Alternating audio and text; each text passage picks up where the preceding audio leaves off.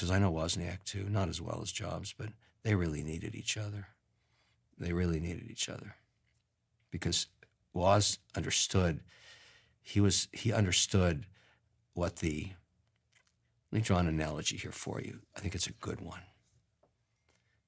Take the situation going on right now with NVIDIA, AMD, to a certain extent Intel, maybe Broadcom, where policymakers in Washington have decided that we can't sell those chips to countries like China or Russia or whatever the list is of adversaries. That's bad policy. And here's why. What I learned from Jobs was the computer, the chip, is the queen bee. It's the queen bee.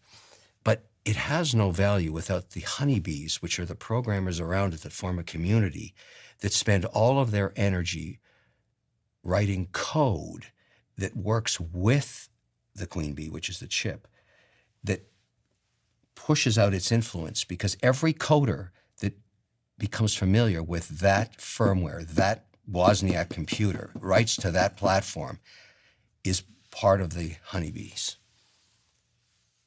Jobs understood that. He said, I've got to get every honeybee writing for the Mac, writing for the OS of Apple.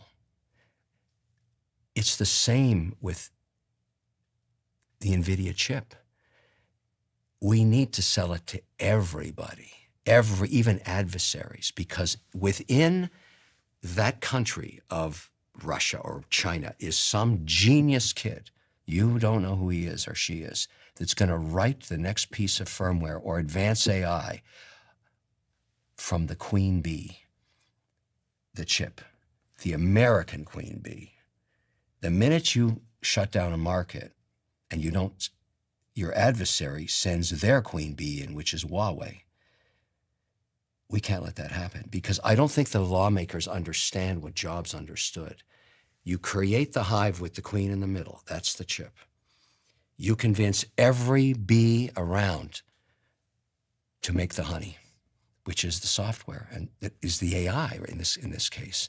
You make it off that chip. And when you advance the chip again, everybody knows how to take that set and stay within the American chip that you're advancing.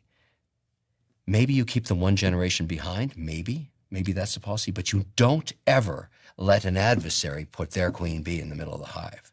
You see what I'm saying? Of course. I mean, and that is what Jobs did. That was the war between Gates and Jobs on the OS, on the operating system. Yeah, I was thinking about the App Store and it's the same thing. ecosystem. It's exactly the same thing. And so when I see this policy now, I go out of my mind. I mean, the first thing I do is get on a plane and go to Washington, because AI is so important for all of the investments I've made. I do not want to be putting Chinese honey into my companies at all. It's that simple.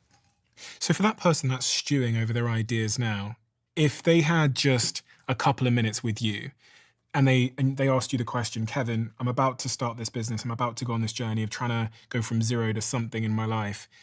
Is there anything else that I need to know as I set up on this sort of next 10 years of my life? I'm 21 years old. Because I think every entrepreneur has like their principles. You talked about one, which is the signal versus noise thing. Are there any other foundational principles that you think are conducive with success that you might have learned? Yeah, I mean, what I'm telling 21-year-olds now is, look, go work for 24 months in a sector you love, that you're passionate about, even if they don't pay you. Go in there and be an apprentice. If you're that passionate, you're going to be able to convince some manager to go work for free in there. They're going to recognize your passion and they're going to bring you in. Do that first. Most